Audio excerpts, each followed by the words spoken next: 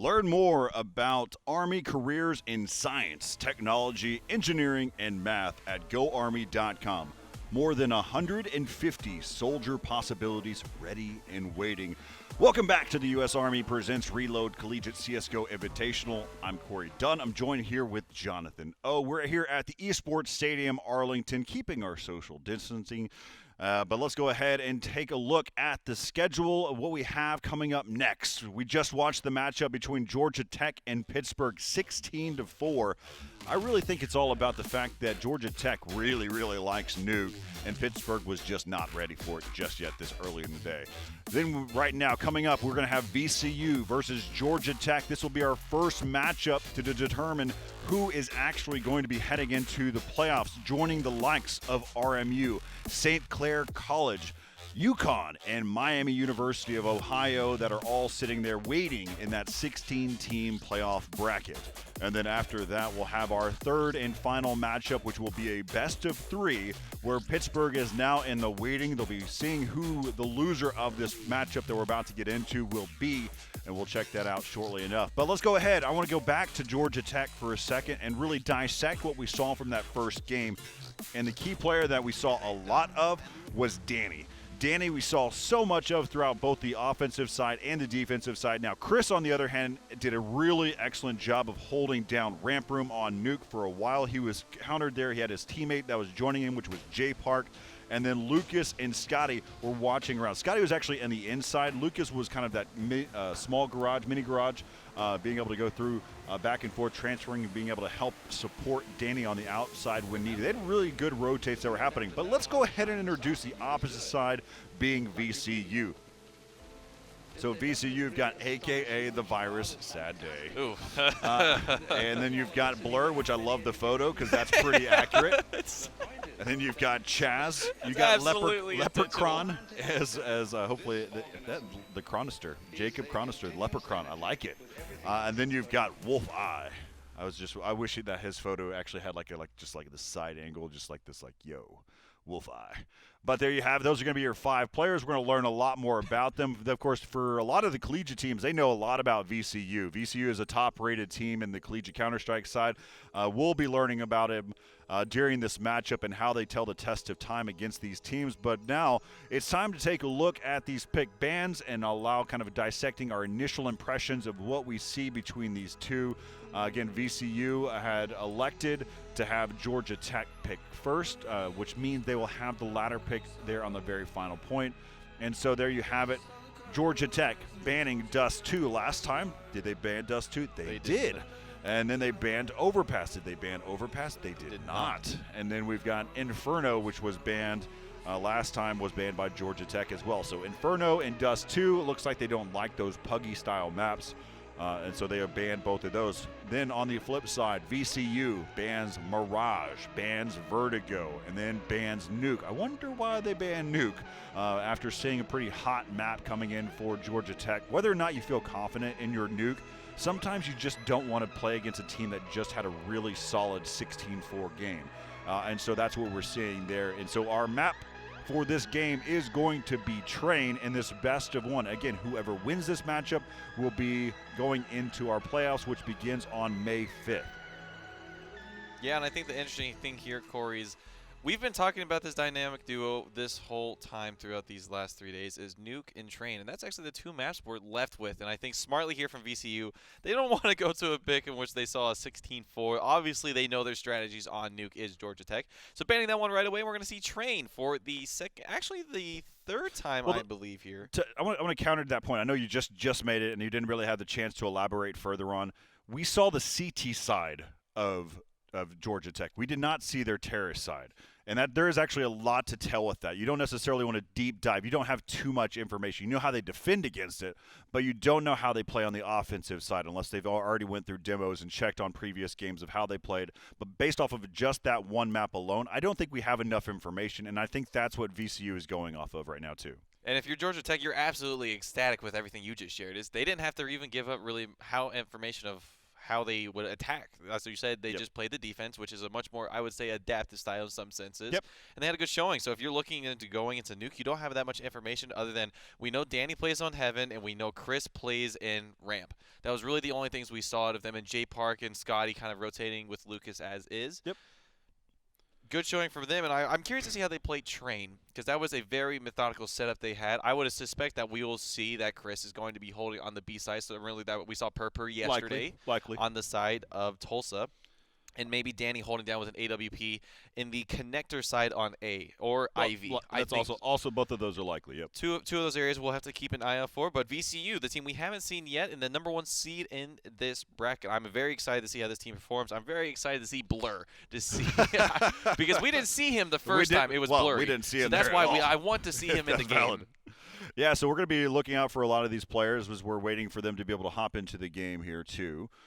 So we've got them all in our voice channels. That's the starting point. Actually, yep, we do not have them joining in that channels yet. So they're coordinating right now. Going to starting to move around here in just a moment.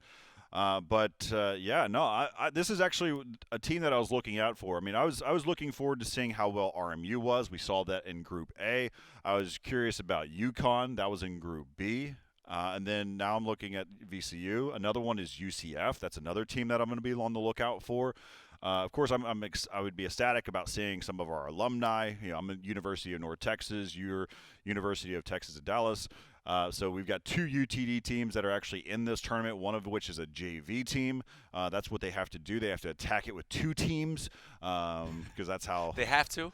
They have to attack it with 2 teams. That's a shot at you and a shot at Adolfo, who's been so incredibly helpful. Adolfo, thank you very much. If you've seen him in chat and Discord, give him a shout out because he's also one of the ones that helped make this possible in conjunction with NACCS.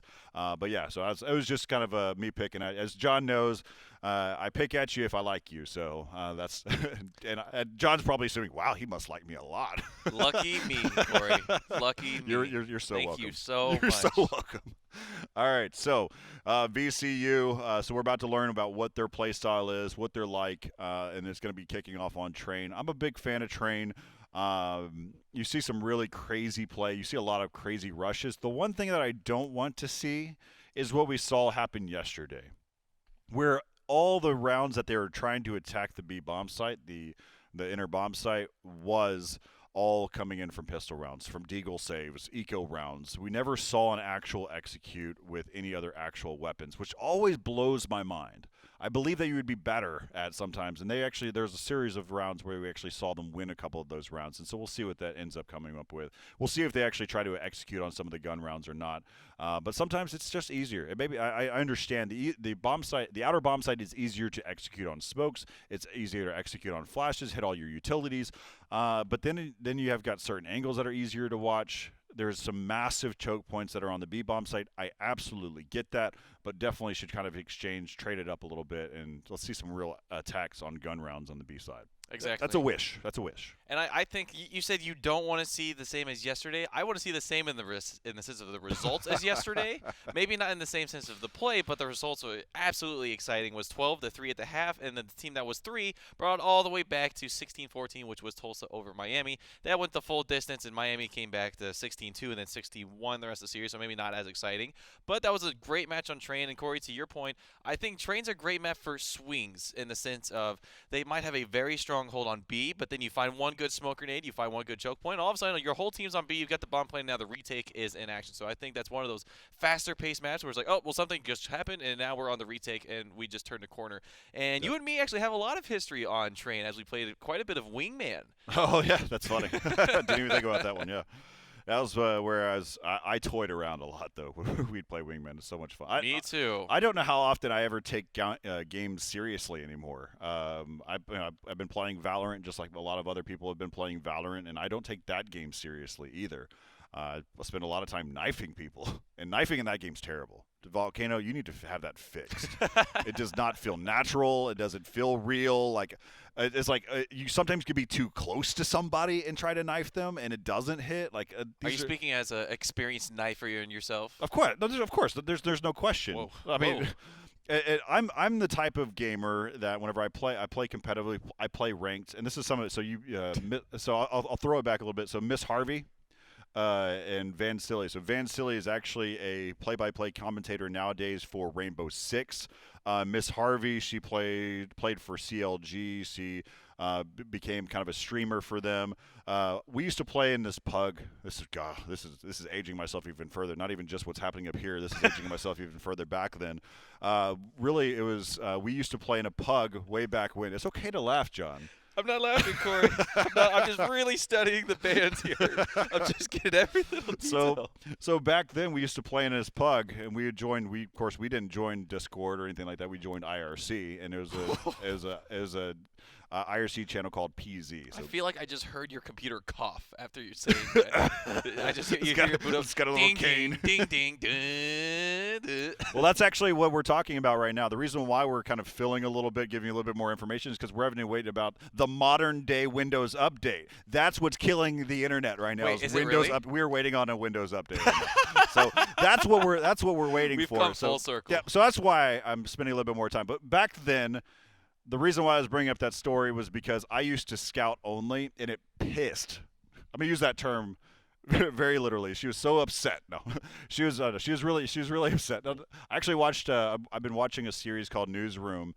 That's on nice HBO. segue. Yeah, no, it is a good segue because during one of the segments is that they actually the main board member mentioned the fact that they've actually changed the term literally because of how terribly it's being used. So literally doesn't mean literally anymore because everyone uses it in the wrong way. So give me an example then. Well, what I just said. Literally? I said that she was pissed literally. Okay. Like that, yeah. So, but anyway, so I used to use a scout all the time. Now I was really good with it, but she was upset because I'd always have a scout and she'd question me all the time. But that's all her fault, not mine. And so I never take games seriously, especially even Valorant, where I probably played for about 5 hours and got 20 knives throughout a series of those games. And, of course, there's a lot of people that are probably upset about that. I wasn't one of them because I was having so much fun. Have you found yourself a knife yet? You found one that you like the most? You talk about skin-wise? Yes. No, that game is expensive. I didn't even the only reason why I have the skins that I've got in Counter-Strike is because of drops. I mentioned yesterday when we were watching Glaze with the Deagle Blaze, that was my first skin I ever got. That was a drop. I didn't open a crate or anything. $50. And then I sold it for $50. I also got a knife as well. I did open a crate for that one, yes, but I've probably spent $20. I think we did this as a team on our creative side at Esports Stadium. Is we actually talked about how much money we spent. Now I definitely spent the least, but I can't remember. I'll see if my producer remembers how much money I spent. It was no more than $100 in Counter-Strike. Really? Yeah. Oh, okay. Well, I don't want to talk about how much money I've spent in my It had to be like $40-50. I think is the worst I've ever spent in Counter-Strike. So I've played thousands of hours of League of Legends. I know we're on a different game now, but if we're talking about end game, It's okay. currencies, You can mute the stream for a second. Let him. He's going to talk about League of Legends for a second. And he's going to try to play it off for a little bit too, because that's his nature. So we're waiting for this Windows update. But yeah, what were you talking about for League of Legends and skins? Okay. But yeah, so I've played over 2,000 to 3,000 hours of League of Legends, and there hits the point where you've done so much that you just can't see the same things anymore. I have got so many skins that I went back and I sound for some characters like even Shin. I think I had like 3 skins, and some of them were not the cheap skins. And I look back at that now, I was like, man, what was I thinking? I didn't even have a job at the time. I don't know where I got the money from. I was just like this 15-year-old kid in high school just playing at like high ranking, and there's just all these skins just like, what am I going to do with this one? What do I do with this one? Yep. And now I play Counter-Strike, and I just use default. Well, I have a buddy of mine, and this is, of course, the case for a lot of people, is he plays mobile games, and he puts in thousands of dollars a month. And I asked him the question. This is me coming from a gamer, coming from somebody that's been, that makes money off of video games. I asked him the question. I was like, well, what are you going to do with that whenever you're done playing the game, whenever you quit? What do you mean, Corey? What do you mean, quit? I was like, what are you going to do? Because that's thousands of dollars just gone. And just think about some of these teams that are jumping ship to Valorant right now, and the amount of digital products that they've got in other games that are just I don't want to think about that because it's making me want to go on League of Legends now and just kind of look. I feel like I almost have to play League of Legends now just to be like, I have to use these skins. Exactly. Welcome to the bait. Yeah, no, it's fascinating. It's all I always look at stuff like that. I think it's the human psychology is so fascinating to me on how people where people are manipulated, and that's one of those areas. But it's one of the things I do like about Counter-Strike though is that its skins are purely cosmetic. We talked about it. We actually got the question, and I know it'll be brought up again since not everybody watches the stream over and over again, about whether or not you can use the in-game player models, the custom skins for those models. You can. We follow all of the different Valve rules of sets. The difference is it will be extremely frowned upon. You'll basically be looked at in a different way because that's just not right. but of course, if you bought the skin, if you needed it, if you earned it, I guess might as well. You can use it, but it'd be frowned upon. Have you seen some of the screenshots of what it looks like on cache? Of the skins. Gosh, those are pretty bad. They may as well just be camouflage on that point. So I think there's some that probably do need to get adjusted in some senses. But Corey, I think to your point, the gentleman's agreement, I think, is what everyone calls it. It's just everyone's just playing defaults. And for my case, I don't even have the opportunity to play with the skin. I don't have any. I don't have any either. skins. But I was going to ask you, do you know how much a butterfly knife is going for these days? Because the more and more I watch these, and I just see them spinning them around, it's just like, man, I feel like I want one of those. You do. I'm so tired of just doing this, Corey. Just running around like this and going. With your butter knife? You want to upgrade to a butterfly knife? Yeah, because I'm just tired of doing this. Just like this. This is not doing it for me. Just doing this. I want to spin it around my finger just like that, Corey. See, we can do a little bit of this action. We take this and we spin it. See? First try. I was that would have curious been of whether or not embarrassing. you're actually going to be able to. Yeah, I was going to see if you're going to drop that pin as well. But yeah, no, I've gotten 2 different gut knives, and I sold one of them. I sold one of them for $125. Whew. So, man, I think I got another gut knife that's like $170 or something like that. So I actually questioned. I was like, what am I gonna do with this? Well, I mean, if I'm never gonna quit Counter-Strike. Let's be real. Like it's where I started. It's where I'll continue to play. It's a game I always go back to. Of course, the ranking system, the in-game ranking system is terrible because every time you leave, you don't play for like 2 months, and you come back, you're like deranked by like 3 or 4 different ranks. So if you're all wondering, I'm currently single AK, and I used to be not global elite, but just below that. So I used to be like an LEM or whatever for a long time. Yeah, I was right around the same range, and that damn decay is hitting me. I'm all the way down. Okay. I'm all the way down to like silver just because I haven't played in so long, but that's not my fault. It's the decay. But Corey, I've got good news for you. Yeah? What you got? I've got great news for you. So you say you have 2 knives. I actually am fostering knives in the meantime. So if you don't have a home for both of them right now, I've got room for one of them. I've got an idea. One of these nights, I think our observer may leave his computer open, and you can just trade yourself a skin if you want to. Just kidding. Why'd you have to say that on air, Corey? Because I know he's gonna log out every time. So it's not that big of a deal. Where are we at, Corey? Where are we at with this match? All right, so I'm going to give you one quick update, then we'll take a break, and then we'll kind of get this thing going. We'll see what's going on, why they're having problems. So we're going to take a break here in a second. But I do want to dive into the upper bracket rounds real fast. I want to kind of show this and how this is playing out for a second as well. So in the upper bracket, if you squint real light, you might be able to see the fact that Robert Morris University is at the very top. The second team is UConn. Group C, that's that first point right there. That will currently scheduled for May 5th at 2 p.m. That's where we're going to see whether that's going to be VCU or Georgia Tech. Now we look on the bottom side of the upper bracket. You'll actually see some teams being in the names of St. Clair College, as well as you'll see another team at the bottom there that is going to be Miami University of Ohio. And just above those teams is a second of Group C, and that could be any of the 3 teams that are currently in this group play. But this all starts on May 5th. We're excited about the playoffs once we get there. So what we're going to do now is we're going to take a break. We'll stand by. We'll basically wait until I'm not a big fan of filling content for all the sakes. It doesn't make a difference to you guys at home whether we talk for another 20 minutes or not.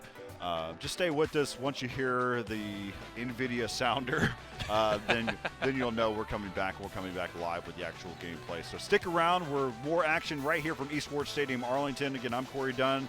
This is John O. Hit us up on Twitter if you got questions, comments, concerns, thoughts, prayers, what have you. We'll be back here in a moment. VCU, Georgia Tech, Upper Bracket Finals Group C after this. And we are back here at the U.S. Army Presents Reload Collegiate CSGO Invitational. VCU versus Georgia Tech here in the upper bracket finals of Group C. We've waited for our Windows update. We've got everything figured out. We are now able to play video games online. So good, so awesome, so much fun.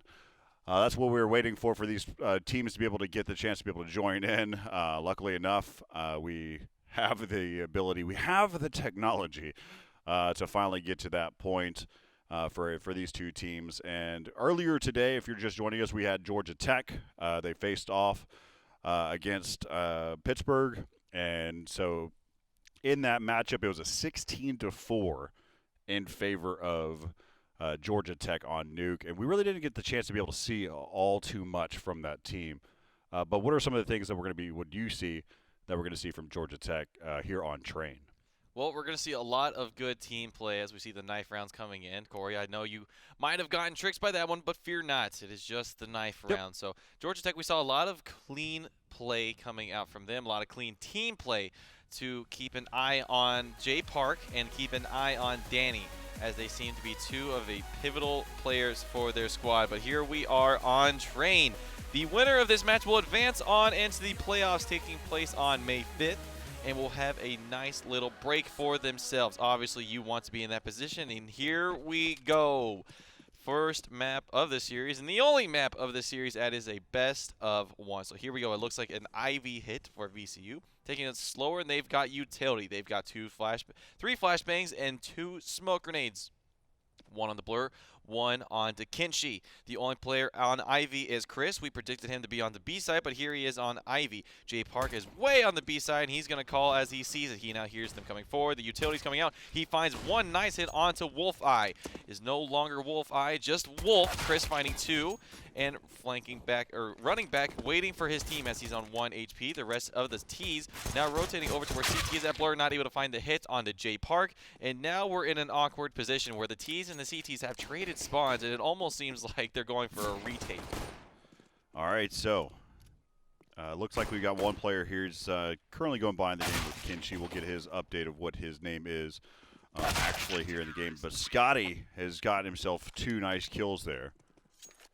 And so now Georgia Tech picking up for the first round. This is, now it's kind of interesting, Georgia Tech playing on 2 maps that have a very heavy CT side. So the benefit here, though, this time, they won the pistol round. And so by winning the pistol round, that should allow them to go ahead for pretty deep. But look at this. We're already seeing them buy M4s. We score. Scotty's got a Bison.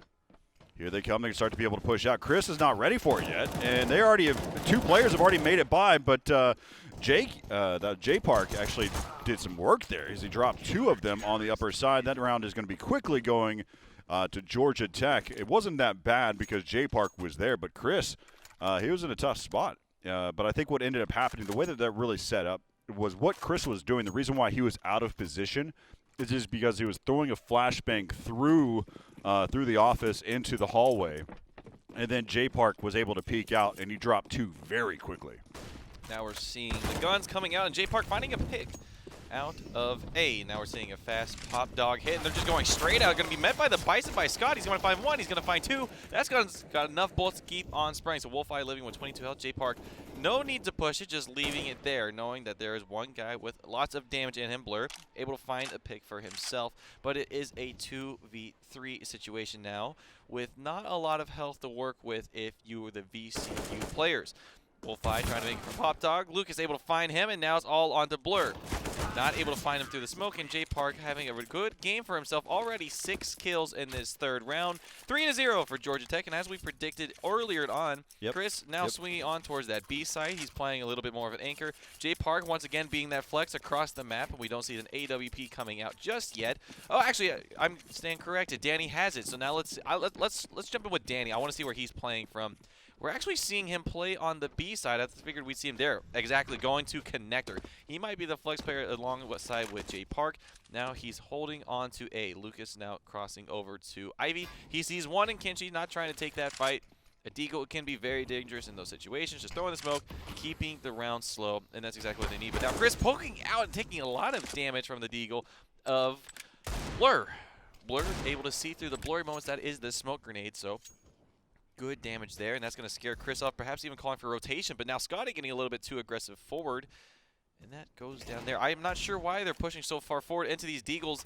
They're kind of just letting him chip away, but now an M4 being picked up. Danny finding the first pick on the Wolfeye with AWP. Once again, he is playing from Ivy now, and Blur finding another headshot. So this is the opening that they needed. They're going to be taking the site. Chris and Danny have all the tasks to do for themselves in this 2v2. Ooh, missed the shot. That's a tough one, though. That was Danny that was on the bomb site, on the bomb train this whole time, and now Chris, he's going to be lurking about. This is a winnable situation, but he is low on health, and he's going to get dropped there. First actual gun round is going to go to VCU, and that's a good start. That's where you want to be. So there we have it. Now we've got Chaz who's joined us. That was who Kinchi was. Scored that last round. I think that Georgia Tech might have gone too ahead of themselves, a little bit too trigger happy. They ran into deagles and let the deagles do the work. Up close, those guns are incredibly scary, and so now we're seeing rifles coming out on the side of VCU. Had no success last time they had rifles, but this is a new round. We see Lucas joining Chris on the site of B. Actually, Chris playing from Pop Dog. And now he sees 1, 2, the Molotov's going to go down, and now we're potentially going to see a rotation coming over from one player, and that is Scotty. Chris still holding down with the 5-7 and Pop Dog, keeping the close quarters, but here they come out of B. Upper, that is 1, 2, and 3. Not able to find any, but Scotty's able to take out Wolfeye as an exchange. Now the rotation's coming through connector. They see one guy coming through, and Leprechaun can't hit his shots. He's doing some damage, but Blur is able to find the scraps, and now it's left to J Park and Chris. Thank you, VCU, for attacking the B bomb site with actual weapons. And you saw how well they were able to take control. They did a really good job. They kept pushing forward together. That's what B bomb site's all about, is just kind of working together. There's nobody that waits to lurk. You get the initial push, and you push even further. The goal is not to get to the bomb site. It's to get into that inner train yard, get deep into the inner train yard. Once you have that, you have much more control over the bomb site. VCU executed that very, very, very well. By pushing in there. So 3-2, and as we look at Georgia Tech at this point, they're going to elect to save completely. They did not buy a thing, not a flash, not a decoy, nothing.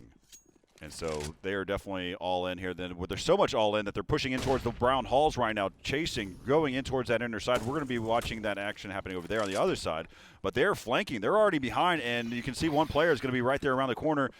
And they're going to be waiting for him. That is Blur. Let's stay on board with Blur, as he's just going to be waiting for these players to come about. He heard them a long time ago. He has a teammate that's right there with him. Wolfeye goes down. Now Blur has got this held down pretty well here. Teammate going to help him even further by getting that bomb planted here. Leprechaun, he sees 1, he sees 2. The stack does not work in their favor, and now it is left to Scotty to try and save that USP, or maybe just try to find X. I don't know how you'd save the USP. You just start with it every round, so not the greatest statement for me that round, but that is 3-3.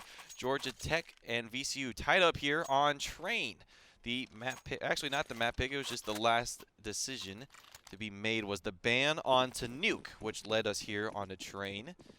Well, now we're seeing Chris going over to that Ivy position. We're seeing Lucas playing the B side. He's actually getting quite aggressive, and he's holding close to the ramp. Now it seems like Leprechaun, he's already on the site, pushing far forward, getting a Molotov onto the connector. Now another one's coming through. There was a player there. They have to rotate. Now a nice pick onto J Park. Trading them off, and doesn't expect the second one to be Danny. And Scotty is getting picked up by Chaz. Chaz finding another one to Danny, and this round has completely unfolded here for Georgia Tech. Only left onto Lucas. He is still on that B bomb site, and at this point, he's probably looking to save on this M4 as he has a 1v3 ahead of him. Oh my God, what kind of shot was that from Chaz? Just running and shooting? Yeah. Corey, if there's one thing I know that tilts you in Counter-Strike, it's when you see something like that. Yeah, a little bit of run and gun action. I think he landed just for an instant to make that shot, but still, it's still a little tough there. So VCU, I'm a fan of this, the way that their play style is. they are just hitting him in the mouth over and over again, straight to the point.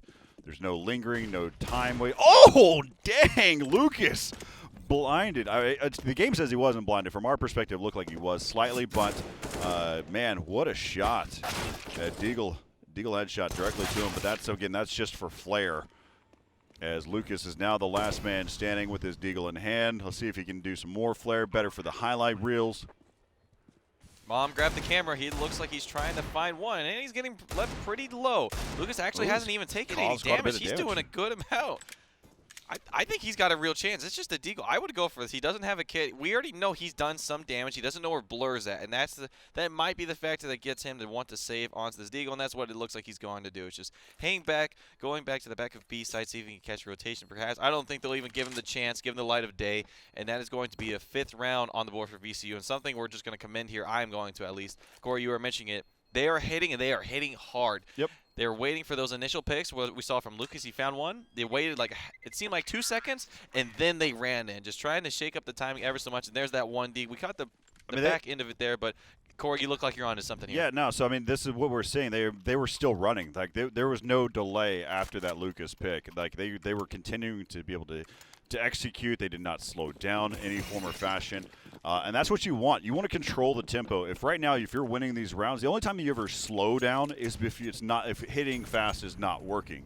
And right now, it is working. Of course, I say that, and here we are. They are spread out across the map. They are now a complete default setup, and we'll see if they execute a little bit faster this. But I'm not too upset right now. The fact is that they have made a change. They have changed at least what we've seen the style of play on Train thus far. From the Terrace side, you see how effective it's been. They've won 5 rounds. But right now they're just waiting. Now, I can be a fan of this, but the next move that they need to do, they need to hit together and hit hard together. I have no problem with them utilizing the round time. What I do have a problem of is a bunch of 1v1 gunfights all across the map of Train. And we see a double AWP setup here for the likes of Georgia Tech, and we see 2 players holding on that site. That is Lucas, and that is J Park holding from Connector with that AWP.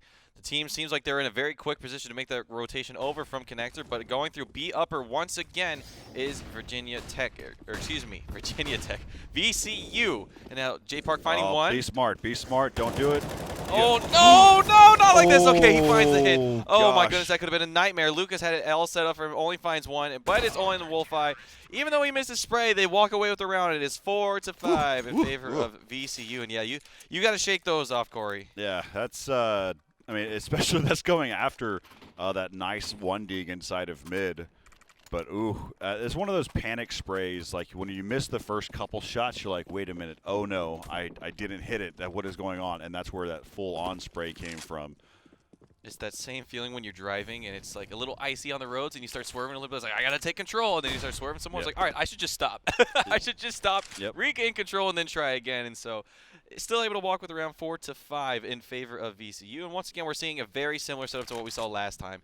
Taking it slow, we see one player towards Ivy, and that is Chaz, just trying to make some noise. Looks like they're doing almost exactly the same. And so I would say it worked for them. They just didn't check one angle, which was Lucas, but they got picked off one by one on the B bomb site.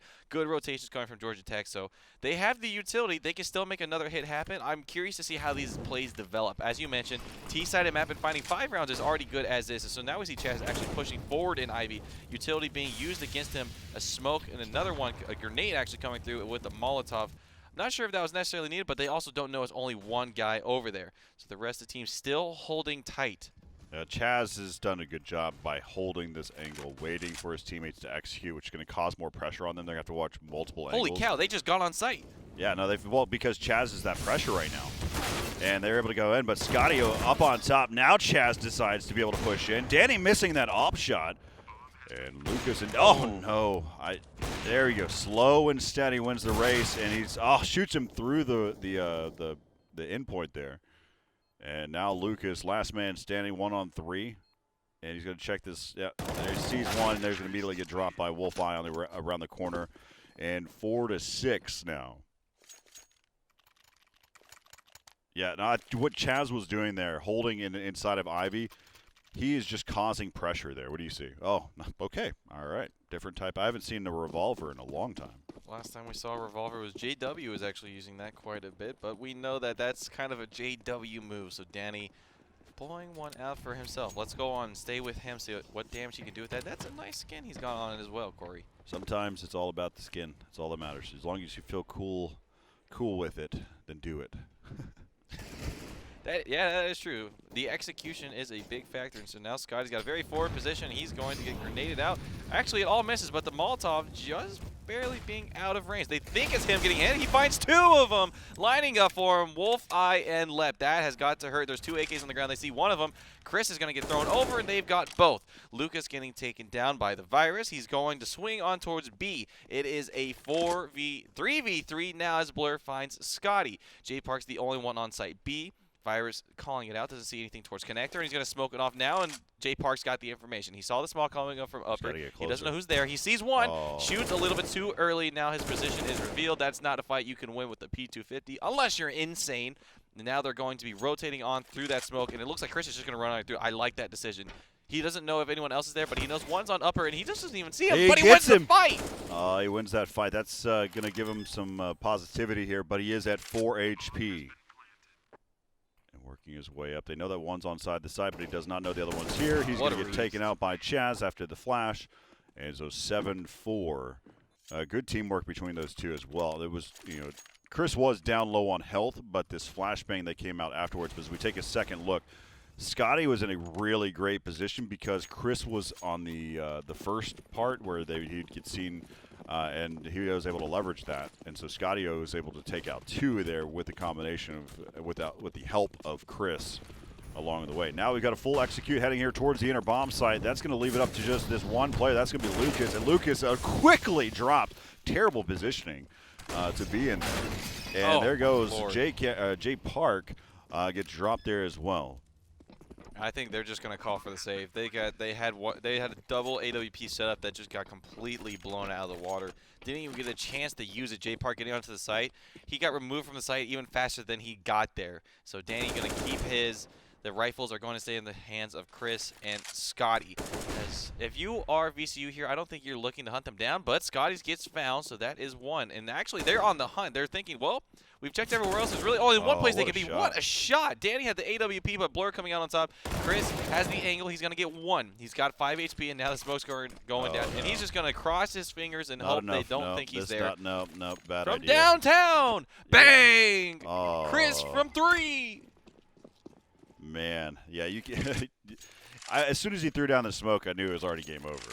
I mean, regardless whether it was going to be a nade or whatever coming in, there was so much time left on that bomb to explode. It was game over at that point. So they're just throwing down the smoke just so that the other team's not able to walk away with a free smoke at the least. Maybe is the mentality there. They're not expensive anyways, $300 if I'm correct. So now we're seeing another fast B hit, but Lucas with a really forward position. Not expected. Actually, is he going to get away from this? There's no way they let him out of that. He could have gotten away, but he jumped right into it and hit his head on the out as he was trying to get out of there. But he does get 1 at least. Fun fact, Corey, that same thing that just happened to him, they're hitting his head on the top railing, that happened to me a lot in high school getting off the bus. Oh, really? Yep. Yeah, you are 7'6", so it makes sense. What am I doing here? I should have played basketball. We've already had this conversation. You have to make shots. I know, but you said I was 7 foot. Yes, you still have to make shots. I don't even have to shoot at that point. I just reach my hand up and I dunk. You can't even make layups. How do you miss a layup at that point, Corey? I ask that question every day, too. You're being mean now. You're being mean. Hey, wait a second. If you told me something, that means you really like me. And it's just like Wolf Eye really likes getting these headshots, taking down Danny on the B site. We see Scotty with the deagle, taking him back out. So trading 1 for 1. He might even get himself a rifle here. So not looking too bad. It's 3v3. They've got a scout, and now they've stacked onto B site, but now they've seen their hand has been unfolded. Blur getting pretty far back onto the site. We're going to have to see which angle they try to take it from. They still know Blur is there, and they're not watching for the angle, so they might catch him off guard. That is a nice shot from Blur. This guy gets headshots so quick. He is 11-6 in this round 13, and the bomb is being planted. Here we go. Scotty coming through, seeing what he can find. First comes the scout in J Park. Blur playing his side over onto Ivy. Now we see Scotty rotating over to be the first to find him. Blur not poking his head too far out, is waiting, just hearing stuff, calling it out, and his team probably has a good idea where they're coming from now. And there he goes, Blur finding one, not able to find two. Scotty probably just going to try to walk away with AK this round. The time is not in his favor, and he does not have a kit. So that will be round number 9 here for VCU. Corey, this is the most T rounds we've seen on this map throughout this whole tournament combined in this one map alone. So if we're going to the CT side, we've been talking this is a very CT-sided map. I can only imagine what they're going to look like on that side. And he's going to find him. Here is Scotty, not able to pick it up. Lep taking the AK out of the hands at the last second. Something I got to commend VCU here is they're so good at hunting down these guns. Yep. No, it's again, just having that map awareness is always key, especially in the latter part of the rounds where you're trying to take away weapons. I mean, the reality is the CT side is a difficult place to be whenever you're trying to purchase weapons. So your goal is to take away weapons all the time, especially whenever your team is doing so well and being able to string so many rounds together. Scotty right now over by the electrical box. He got a couple set up over here. J Park is got an angle. He's going to see some legs now. I'm happy he didn't shoot, and he actually readjusts his positioning. He was trying to bait out a little bit for Wolfeye right there, and he's going to miss that shot. Now Wolfeye is going to try to get a better angle now after that shot, and he's made sure that there was nobody pressuring, and then they're going to switch. They're going to swap positions. That was actually with J Park is actually Lucas, and so now Lucas is going to take over. And that's kind of interesting. You know, we talked about it time and time again about Chris probably being the one that's going to be watching the B-bomb site. He started off the game over there, and then Lucas started taking over the B-bomb site. And that's where we started seeing a lot of inner bomb sites taken over. It was whenever we saw Lucas get shifted over there. Something we saw previously was Chaz and his control of Ivy, pretty much allowing the free site to come through for VCU. And he's got a very forward position here. He's not able to get enough information, but he's still far forward. And last time they had this hit, it was a resounding success. And now there it is. Chaz finding one opening onto Lucas, and that's going to be the hit coming through. Scotty's in position to see one, see two, find nothing. He sees 3 players, and now they're going to take the site. Rotation coming on through Connector. That's going to be Molotov, forcing out Chris's hand and straight into the bullet of the AWP. It's on to Danny with his own AWP. He finds one, and he immediately runs away. They are going to hunt him down if he does not push forward. Yeah, no, he's going to if either he's going to eliminate all 5 of these players, or he's going to lose this off, and he's going to lose the off. Watching though, I'm going to talk about something about what VCU's doing on these takes. A lot of times, you've got some teams that really rely heavily on leveraging. They start to really leverage the utility early in the round. They throw smokes and flashes, and that is the trigger. At that point, you see heavy rotates happen. You see a lot of different action happen from the counter-terror side because of that trigger. Bison, though, hey! He was able to pick up 2, cause a lot of damage to AK the Virus. But with that said, I mean, whenever the bomb, what you end up seeing from VCU is that they attack cleanly, and then they execute all their utility after the fact. Oh! And Danny says, hey, I've got a scout, look at this. And he tries it again, but Blur gets the upper hand. But look at this round. This is a weird round, but it all started with the Bison, so I guess it makes sense why it's so weird. You got AK the Virus, and he'll get eliminated by J Park, 5-10. And hopefully we can say that soon about a different virus going around, Corey. But that is 5-10, as you mentioned, VCU going to the half. And Corey, if we know anything about this map, CT-sided, we saw last time there were insane comebacks, but they were under the different circumstances of the T-sides were the ones at the disadvantage, not the ones on CT. So we'll have to see a equally as strong performance on the side of Georgia Tech as we go in here. They've got a smoke grenade and a flash, and it looks like they're trying to take a B hit. They're going slow through the restrooms here. The locker rooms, I guess we could say. And Blur is no longer the sole representative on the B side. Now one player is going down through Pop Dog, and it looks like the rest are to follow. Perhaps just finding information here. And no, they've committed to a full B hit. It's just a matter of time at this point. The smoke's going to go through Office, get the rotations off of Connector. So the smoke's going out in 3, 2, 1. There it goes, immediately followed by the flash. And here comes the rest of the team running through ramp. They are met by no one, and they've got a free bomb site. The bomb's going to be going down shortly, and here comes the rotation. It's going to be a 5-on-5 retake here for VCU, and the first pick is going to go down just in a few minutes. Chris able to keep his life, however, and that's great for them, biding their time and finding a pick onto Chaz. Now Jay Park finding one, and Wolf able to follow it up, and it's turned into a 3v1 just like that. The Virus left alone in the back of sight. He has a kit, so if he's able to find some crazy headshots, we saw this yesterday with the USP, the damage it's able to do. He just first has to find these players, and Danny's just playing it smart, playing it quick, and getting it precise. That is the pistol round on the board, and exactly the start that Georgia Tech needed. Yeah, I think what we were trying to see from VCU is that they thought they would have a really solid retake, so they gave up the B-bomb site. That way they knew they could be able to attack it, and they were going to try to win with the USP from long range. Looked like that was their goal.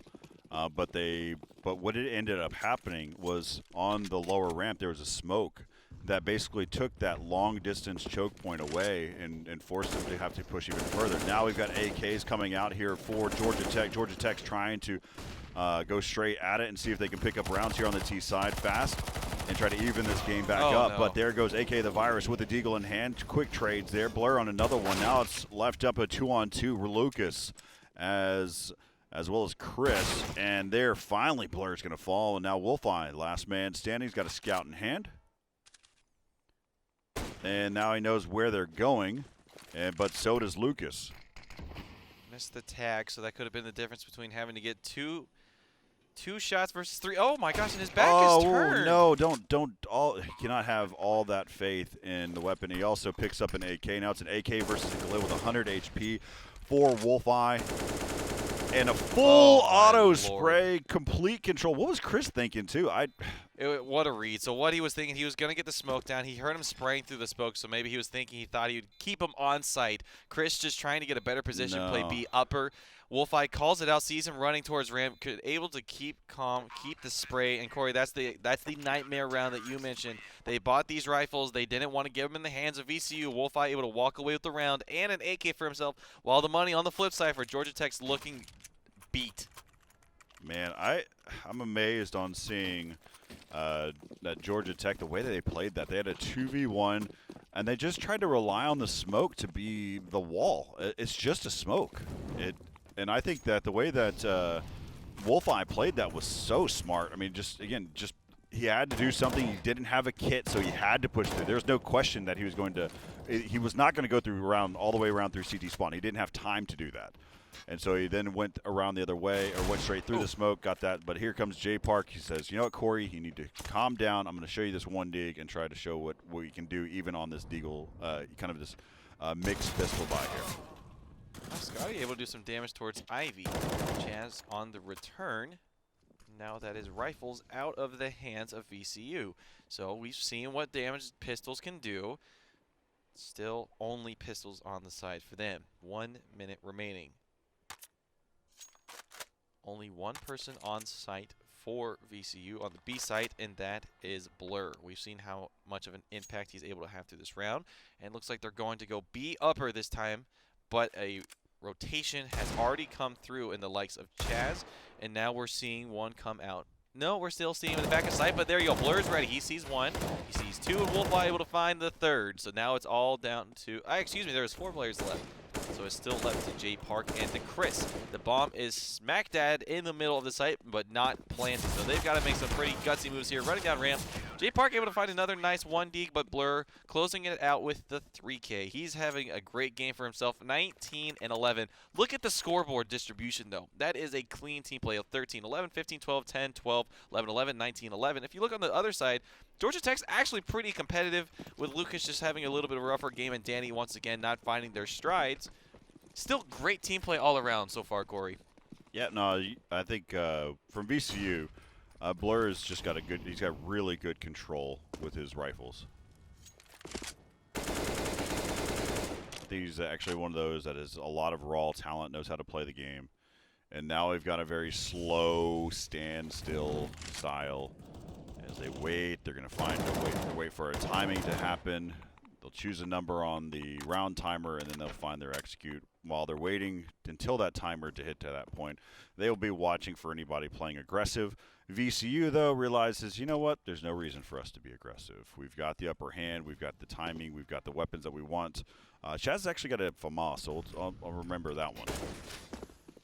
So they're starting to execute here towards the A site. Remember when I talked about it? They're executing with smokes and flashes. They've got utility. They're already going to start to see a rotate happen here. Chris has dropped 2, though. They have the site, but they don't have the bomb, Corey. They've got to go back for it. Oh, my gosh. And they're going to wait for the long one to be able to go pick it up. And that's still going to allow – but it still works out in their favor, as J Park was just on the opposite side of the smoke. This time they decided to push through that smoke, and that was not a call because that was the only choke point that you had to watch. You wouldn't have to worry about 2 different choke points. You only had the one, and so J Park dropped several in that round. Yeah, and he's dropped enough to now he's the frag leader on the server with 20. So now the amount of the comebacks we might be able to see starting to begin now, as we only see a scout on the likes of VCU. A very forward position on B upper is Blur. He sees one but doesn't take the shot onto J Park. Has a deagle. Once again, we know what damage Blur can do, and it looks like they're going to do a stack onto Pop Dog, and they're going to catch the virus off guard. That is going to be an A hit, as there are 2 players in Pop Dog now getting smoked off. Maybe going to wait some of their time out, wait for the utility to be vanquished, and that is exactly what it is. That was their looks like last Lucas smoke is probably grenade. about to throw another smoke or another set of utilities here in a second, too. Lucas is just waiting back over near his spawn area. So I'll see if he has a molly. Looks like they're just going to go ahead and execute now. They were waiting for the call out, but good shot by Wolfeye with the scout. Pushing in. Spray from across the map is going to be J Park. And Blur pushes through the smoke. He made it up onto the bomb train. Or I guess he fell back a little bit. My visuals were a little off there. He is inside of Z. He'll keep his deagle. 3 HP. So he's just going to go ahead and hold on to this one. There's no real reason. He can feed the T's if he wanted to, but he elects not to. He's going to save this deagle. Bomb will be going off here. We're going to have a 12-8 scoreline, and as I mentioned before, you just have to start winning a couple rounds, eliminating the opponents there, and it's going to really mess with the money from whoever's on the CT side, and that's what we're seeing happening to VCU right now. I think Blur might actually be trying to do this long rotation over to see if he can find himself a gun. Oh, no. Well, he's going to find himself nothing. Not even the saved deagle he was looking to go for. And Corey, rule number 1 was just broken in your mind. When you're looking to save a gun, you save it. Yeah, I understand what he was going for, but awareness of the map. I'm not gonna be too critical on him on that one.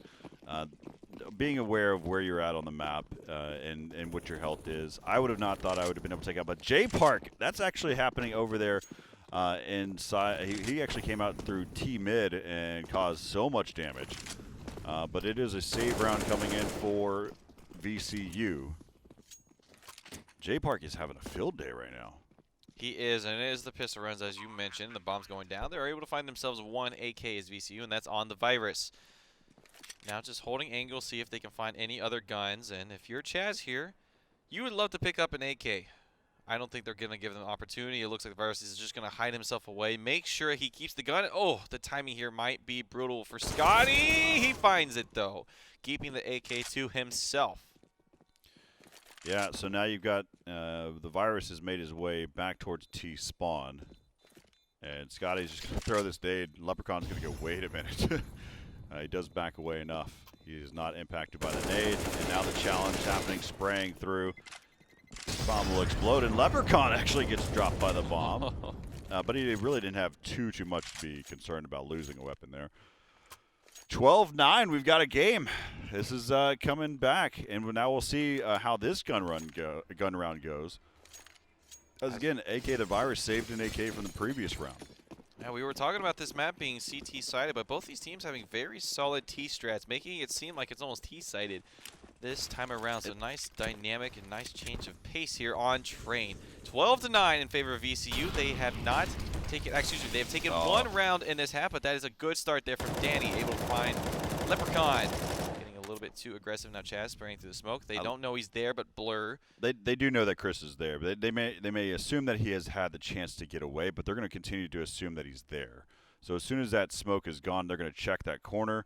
There it is, and he's able to take him out. AK the virus now. Oh, Danny trying to do something there. He realizes, nope, he does not have the health advantage. But this time, Lucas is going to say, all right, well, I'll fight for you on your behalf, for your honor, and he does. He wins that fight, and so now it's 3-3 on 4.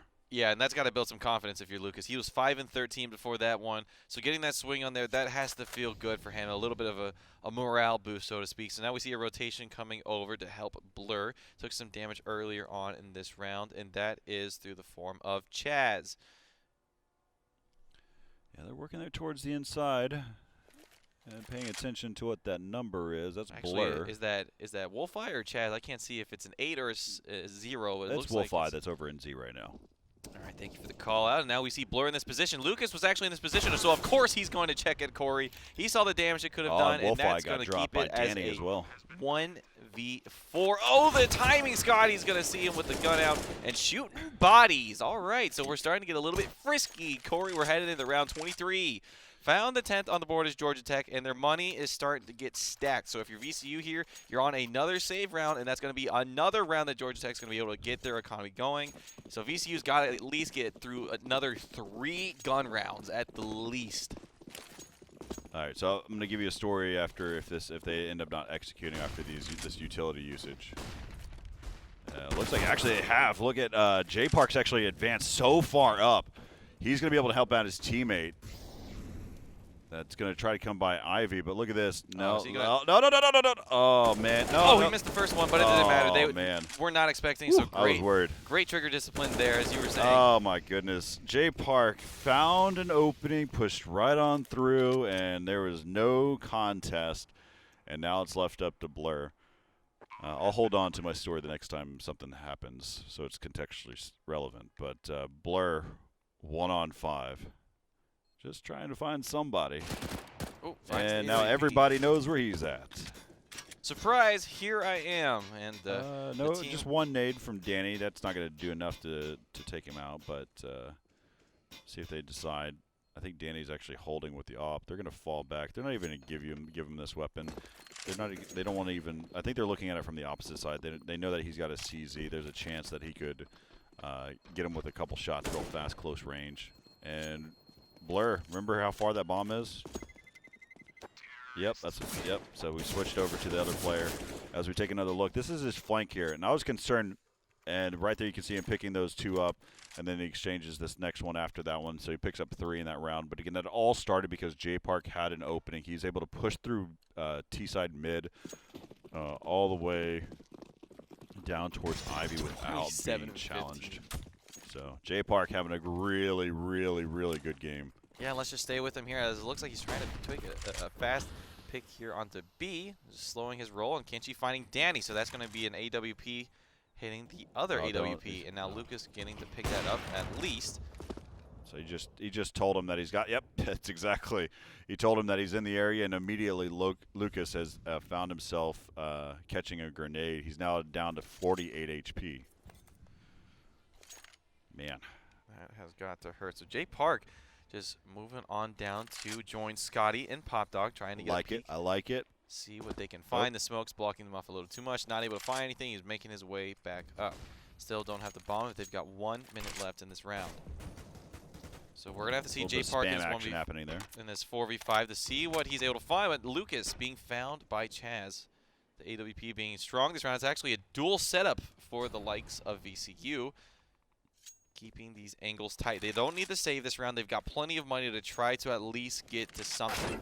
Obviously. Oh, the spray is starting to work now. Oh, man. This round, it seems like everything has gone against the favor of that of Georgia Tech. That tile, that nail, that pole. Realign, and jump. Oh, no, that one's there it is, and he throws the other flash over the top. Here comes the execute here towards the bomb site. And right now Blur is blind for a second. He misses the spray. He is unable to keep the trail headed in the right direction. And the bomb will be planted now by Georgia Tech. And they've got a great setup for themselves. They know that there's at least the majority of the players on site. J Park's already being mindful of the flank. There is a Molotov on Chris and Jay Park, so they can time this one out. There is no smoke that can counter it out. So they've got a kit. There goes one Molotov, and that's going to deny them the time unless he's going to stick it, and he is sticking it. That is going to close out. The Molotov must have just missed, or he was on fire. Yeah, he was on fire. That was AK the Virus, who was just trying to stay alive for as long as he could in that flame. He did have a kit, which he went ahead and took part. And you mentioned it. There was no smokes on the side for VCU, so there's no way to put it out. That would have just meant you had been delaying the inevitable if you kept waiting for the chance to get the defuse. That was smart by AK the Virus. It was worth it. Now we're seeing an A hit here coming out quickly. The Virus being caught out towards mid, but quickly reinforcements have found themselves on the scene. They both line up for him, and they're able to find Jay Park, the impact player. Scotty finding one, but not two. They are on site, but the bomb is now down. Yet Chris finding himself in no man's land, and that's the bomb down, and that should be the round over. Danny can't hit the shot on the Virus. This 3-on-2 is not over yet. It's a lot of time in this round. It's not over yet. You've got Danny working this back.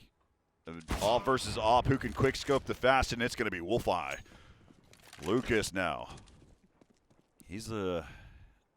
I like this play style coming in from Blur and from Wolfeye. They join forces in that back part of the train yard, working together. The bomb is dropped on the ground, and Wolfeye. Oh, what a shot by Lucas! But he's not thinking about the other player being in that angle. 47 seconds. I don't think that Blur actually saw him go that way. Now he's going to hear him run, though, and we'll see Blur start to advance on him as well. See how fast he pulled out his knife. He's going to go ahead and get the bomb planted. He's going to have to worry about this Z angle.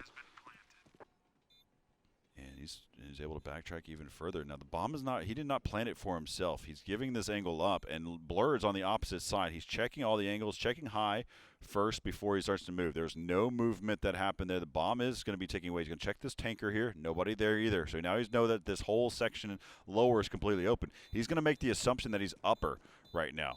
And so you can see him running around. He's going to just have to assume that he's there. And right there, yep, exactly. He's going to check that upper part. And Lucas was actually on the ground. It was a smart play.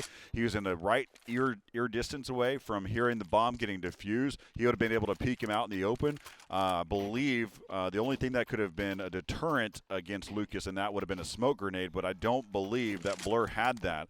And so there you have it, VCU 13, Georgia Tech 12. Man, this is what I'm talking about. Whenever you execute, you hit, you make a shock and awe factor. You don't see an over-rotation from the CTs, but here comes some action. Chaz challenging. This is an eco round coming in here for VCU, and they took the weapons out of the hands of Jay Park. Yeah, I thought that last round was over, Corey. When as soon as I saw the bomb going down in such a forward position, I thought there'd be no way they'd be able to get to it. But Lucas able to make it through with a 1v2 clutch, but Virus finding one nice shot, has to reload. That's going to be his end. And the last player in Blur finding himself in this position again. 1v3, but this time he has a rifle. And don't do it. Fall back. Think he saves the rifle? I think you should. If you feel like most people feel more confident with an AK than they do any other weapon. There was a smoke right there. No reason to push through that. He had body armor, which I think it was already depleted. So it didn't. No, I guess it may have been depleted. I'm making the assumption. He definitely has money to buy with the rest of his teammates. Sometimes it kind of gets a little nitpicky at that point, but I would have saved the AK. There's no reason to try to win a battle. Jay Park, though, having a goodness, man, he is just he knows what he's got, and he just takes what he wants. Like it's crazy. The fact that he's able to get this far ahead. Remember what I said in the beginning of this game? It's not about getting to the bomb site. It's not about getting directly to the B bomb site. It's about advancing. It's getting past it. It's about creating new choke points, and that's what we're seeing coming in from Georgia Tech. More in particular, we're seeing from Jay Park. And look how fast. I actually appreciate this. Look how fast they're already saving their weapons. They're not challenging. They feel comfortable in the angles that they're in. But, Jono, I'm going to say it now. Save your weapons. Do not let time start to make an impact. Because this is a long save. That's sometimes what happens where players start to get anxious here. And we're going to see they're going to pass by. He is not, so he's not going to see anybody. Now, Scotty. Now they know that there's at least one here. So they're going to continue to have this crossfire action. Now you're going to have Wolfeye hold this angle. And Jay Park, he's lethal, though. And why? Why? I don't know why you would do that. Why would you? That could have been all sorts of wrong. It could have been bad, and it lucked out for them. But there's no reason to give up your position, give up a hard hold. But in the end, you have to make your shots, and they didn't make. Jay Park wasn't able to make a shot there. 14-13 in favor of Georgia Tech. They do hold on to all three weapons, and we will see some buys. Leprechaun has just body armor. Now they're going to start to be able to push in. This time, Jay Park is punished by Chaz, and that's what you need for VCU at this point.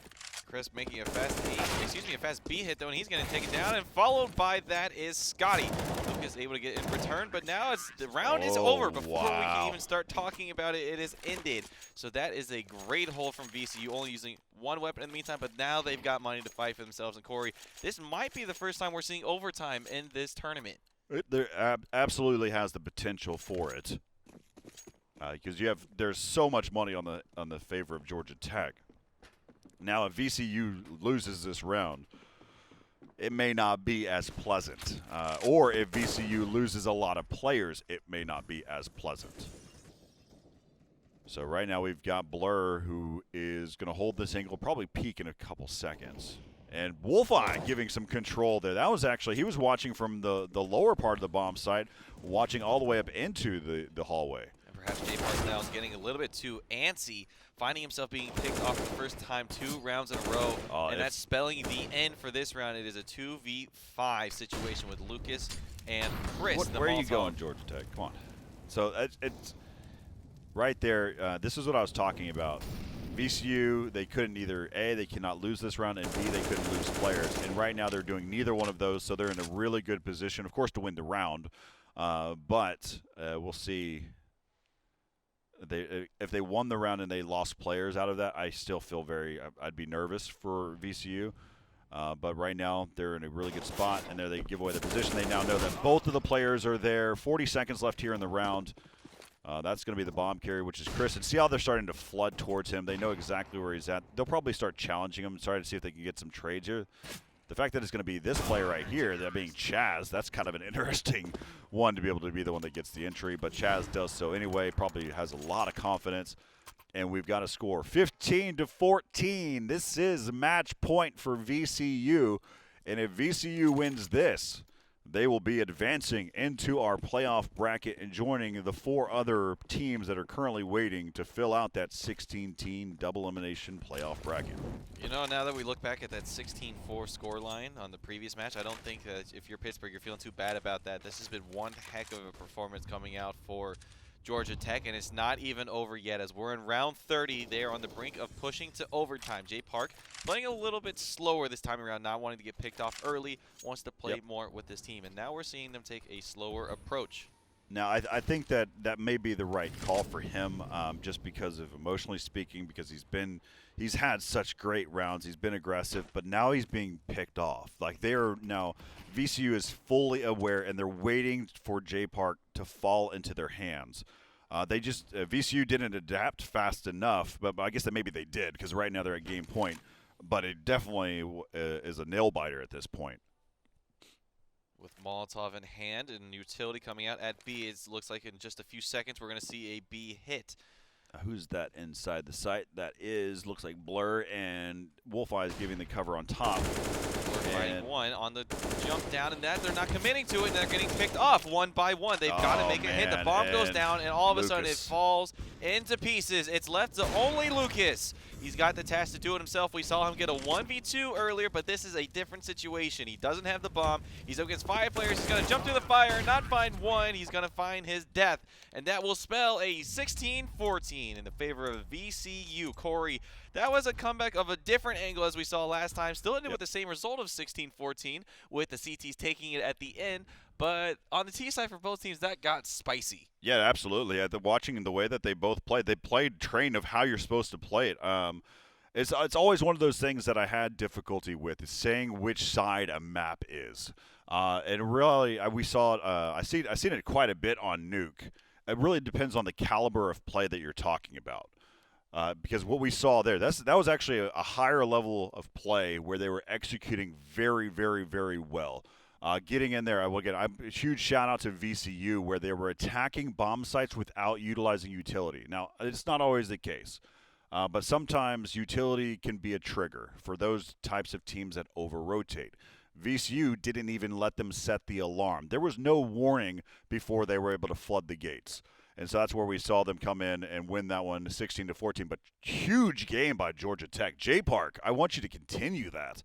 That was awesome to be able to watch. So what that means is VCU will now go on. They're going to advance into the playoff bracket. John, what are some of the other notes that you take away from that matchup there against VCU and Georgia Tech? Well, I think we just know that Jay Park is absolutely our standout player. As we look into him, we saw him last time. He and Danny were the most standout performers on Nuke versus Pittsburgh. And then now we see Jay Park dropping over 30, topping the server. Something I just want to say from Georgia Tech, absolutely a great showing. They had some slow players in the beginning of the game, but it seems like they caught themselves back up. And the stat lines across the board looks really good for both teams. So that seemed like it was a nail biter to me. Could have gone in between. And the difference of having one round to having 2 rounds in their favor was all that it took. So going into this next match, I think if you're Pittsburgh, you're watching that and you're saying, okay, Jay Park's that guy who's going to try to get those angles. He's going to try and get a very aggressive push on us. We've got to be able to at least set up a trade for ourselves so we can't pick us up one by one, get really forward positioning. And frankly, I think they just need to ban Nuke if we start going to this next series. Not to get too far ahead of ourselves, but just coming from Georgia Tech and VCU, I think they both played a great series. VCU now making it forward to the playoffs. They have had a very solid core in themselves. And I would say about their team, I didn't notice really too many standout performers from them, Corey. I think overall they played very solidly as a team. They support each other the way they need to, and they all had the ability to step up. If anything, we saw the most of a Blur showing a lot of good representation for himself. Yeah, no, it was a good game. Watching, I really enjoyed both sides of the play. Seeing how well they executed, getting into the bomb sites without contest, winning gunfights. It was all around a good gameplay. There was just a couple moments that were just kind of a little timid on whether or not you should have done certain things. I mean, we saw Lucas, he threw a smoke grenade in assuming in that 2v1, threw the smoke grenade to close off that choke point. I believe it was Chaz. Chaz or Wolfeye, they were trying to win that 1v2, and but Lucas relied on it. I think it's probably I think it was Wolfeye because I think it was a scout. So they were working their way up and left that opening that then, of course, allowed them to get even further into the round. But on the flip side of that, we saw how Georgia Tech, they were down to a 2-on-3. The bomb was dropped there on the A bomb site. It looked like they were not going to be able to win the round, but they played it extremely well, taking it one elimination at a time to be able to get to where they were. So shout out to those guys on making that work out for them. So that brings us to a final scoreline 16-14 in favor of VCU. And that will bring us into our next matchup. Georgia Tech will end up facing off against the previous matchup they did before, which was Pittsburgh. That game, again, went 16-4 in favor of Georgia Tech. Man, that's going to be a game that we're going to have to be on the lookout for. Absolutely, and I think the things to keep our minds forward to or our eyes on is we know that now Georgia Tech has a great map in Train. We know that they have got great T hits and they've got a pretty solid CT side. Obviously, they fell down to 11 rounds, so I think the name of the game there was they have a great T side on Train, and we already saw they've got a great CT side on Nuke. So I think those are two map picks you got to look out for if you're Pittsburgh, but also I see on Pittsburgh's bans they have Vertigo and Overpass. So if those are unfamiliar maps to them, this is a best of 3. They might have to give up some pretty harsh rounds here unless they feel comfortable on Train or Nuke again. Yeah, but sometimes you're not going to get the chance because in the pick ban process for a best of 3, it's ban, pick. So sometimes you won't even have the chance to be able to decide which way you want to go with it. And then you may end up having to go off of that map. So the question is, do you ban a Nuke? Do you ban a Train or anything like that? At that point, it's no longer up to Pittsburgh because they can only ban one map at a time. And so we'll see what they end up deciding to do as we go into that matchup here shortly enough. We're standing by for just a little bit longer. We want to be able to talk with one of the winners from VCU before we head to break. We want to kind of get a sense of where they're at before, of course, the playoffs will begin on May 5th. They will now be joining the ranks, starting from the very tippy top of the double elimination playoff bracket. You've got RMU, Morris University. You've got UConn just below them in the next matchup, and then right now below them, we will now see VCU. All of which that will be put there in the bracket. Now on the bottom side of that bracket, we've got St. Clair College. We also have Miami University of Ohio, and then lastly, it's going to be whoever is going to win between Georgia Tech as well as Pittsburgh, and that will be what wraps up Group C. So I'm kind of curious on where this is going to fall and how they're going to play out. But man, it was a fun game to watch. I mean, the first game we were watching, we were talking about it. We were hoping that we'd see a little bit more. We'd kind of pick it up. It was the first match of the day. I think that second one was the right one. That was what we wanted to see as spectators. Exactly. So we got the result that we wanted in just a different fashion. I think we were both expecting very strong CT holds, similar to like when we saw 11-4. We look like, yeah, I would expect that. But when it's on the T side, it's 11-4. That's when you start thinking to yourself, okay, this game's going to wrap up pretty quick. We might even see another 16-4. But then Georgia Tech able to turn it all the way around and keep it exciting, keep us on our toes. And I actually feel like I learned quite a bit in that map, seeing just how important Chaz, one player to call it, how important Ivy is. And then Jay Park just showing how important it is. Like you said, that map's really all about getting control, and that's what essentially was the winner for VCU. They were able to establish control more, and then deny Jay Park was the important part towards the end of the. That was a big. Jay Park was just doing damage to them, and they were able to control him in those later rounds, being the first pick. And every time he was the first pick in the last few rounds, they won the round. So that just was the extra advantage they needed. That was a great execute. So let's talk and hear some insight from Wolfeye. From VCU. Wolfeye, how are you doing first? That was a good game to watch as it went down to the bitter end, 16-14. How did you feel that game went? Does he have his mic muted? Let's find out. I see him say, "Can you hear me?" Yep. that's always the fun part of this, is working through these here. Now, we waited for Wolfeye, too. I'm going to call him out while he can't talk to us. Oh, is it really? We waited for Wolfeye last time for a Windows update, what computer are we on? So this will be the funny thing to note, is to see that even if his audio wasn't working during his game, right? No, he was completely silent. No, it was definitely just like working. the wolf, right? Oh, wait. Silent killer. There it is. Oh, there he goes. We can hear him now. Yeah, what's going on? All right, what do we I find? pushed the talk on. Oh, no, you did not. It wasn't even muted. He just wasn't pushing the key. All right, Wolfeye. All right, going back to it, 16-14 game. How did it feel going through that entire matchup? Well, it started off a little shaky because we got rolled from the pistol round a couple rounds. We started picking up our momentum T side. We started feeling comfortable, and then we got the same thing happen to us when we switched over to CT side. That economy is tough. Brutal. On you, man. It's brutal. That's one of the things we talked about, and we had the chance to see a train map in the groups that we've seen the previous days. And I appreciate both of you guys, both VCU and your team, as well as Georgia Tech. You played train properly. We didn't see a lot of passive play where it was just trying to rely purely on utility. You leveraged a little bit of gun skill. But Wolfeye, going into it, I mean, you had a 10-5 lead on the T side. Did you feel comfortable with that as you headed into your second half? Oh, yeah, we definitely felt comfortable with that lead. We figured once we get the ops out, we'd close the game out pretty quickly. I mean, it definitely got closer than we expected, but happens sometimes. Yeah, what do you think about because one of the things we noticed from our side, I just want to curious if your comms kind of picked up on the same thing, is Jay Park was getting a lot of entries on the second half. What were you guys looking at? Because he was attacking both bomb sites individually, and I think once he got those openings, it did put you a little disarray for a moment. How did you guys adjust to that? I think what really opened it up is the first round we actually got ops on our side. Chaz, I know he popped off and probably got a 2 or 3. And then later on when I had the op, I just started going for more aggressive plays to try to even it out or just get a pick off at the start so they can't do anything. Because I remember one of the rounds I had the op, I think it was Jay Park that tried to peek me in B, and I won the duel. And then at that point, we had all the map control and stuff we need to win the round. Awesome. So I like your tactic, though, on how you approach this match where you decided to do a Windows update right before the match. So huge shout out to you. I mean, bring all the different tricks out of the bag. No, I'm just joshing with you. I think that's had to call you out on that for a second. But yeah, looking forward, looking into the double elimination bracket, what are some of the teams that you're actually looking forward to playing once we get there? You guys interviewed Ali yesterday, right? We did. Yep. Yeah, so I went in the Discord the other day and was talking some trash. So I'm looking forward to playing them. All right. Close that game, and we want to get revenge on RMU too.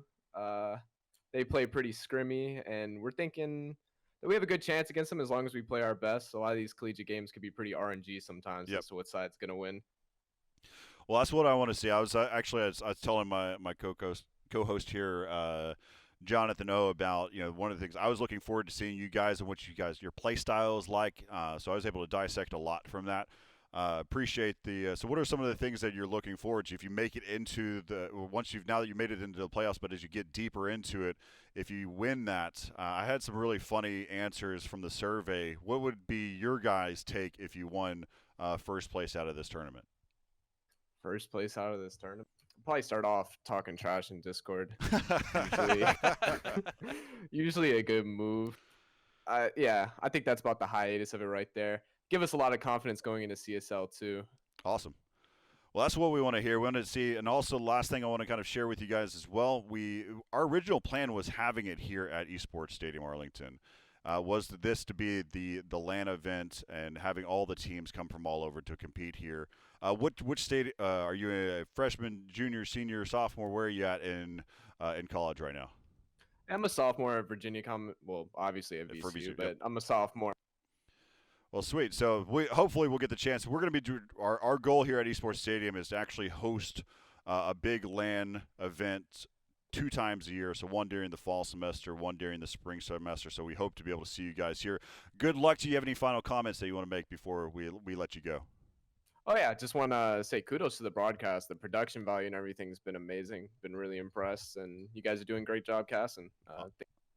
Awesome. Well, thank you, Wolfeye, and congratulate your team for me as well. And we'll talk to you on the other side. I'm expecting that we'll see a lot more interviews with you guys throughout the tournament as we advance through.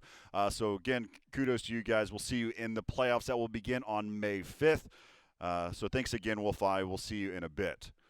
All right, so that's going to do it so far. 16-14, VCU takes it over Georgia Tech. Now Georgia Tech, they have one final chance where they'll face off against Pittsburgh in a best-of-3. We'll find out how that one is going to shake out after the break right here from Esports Stadium Arlington for the U.S. Army Presents Reload Collegiate CSGO Invitational.